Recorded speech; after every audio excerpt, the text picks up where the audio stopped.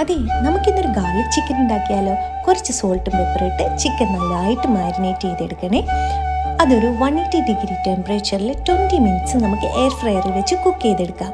അതിലേക്ക് കുറച്ച് ചതച്ച ഗാർലിക്കും ഒലീവ് ഓയിലും കൂടെ ചേർത്ത് കൊടുത്താൽ അത് ചിക്കന് നല്ലൊരു ഫ്ലേവർ കൊടുക്കുകയും അതവിടെ റെഡി ആകുമ്പോഴത്തേക്കും നമുക്ക് സവാള ഒന്ന് ചോപ്പ് ചെയ്തെടുക്കാം.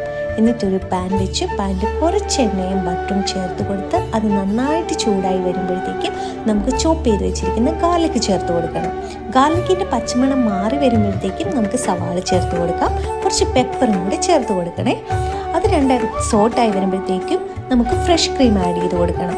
അതൊന്ന് ചെറുതായി തിളച്ച് വരുമ്പോഴത്തേക്കും നമുക്ക് റെഡിയായ ചിക്കനും കൂടെ ചേർത്ത് കൊടുത്താൽ ഓൾമോസ്റ്റ് റെഡിയായി. അതൊന്ന് നന്നായിട്ട് വേവുന്നവരെ വെയിറ്റ് ചെയ്യുക. കുറച്ച് കൊറിയാണ്ടർ ലീവ്സും കൂടിയിട്ട് ഒന്ന് ഗാർണിഷ് ചെയ്യുക.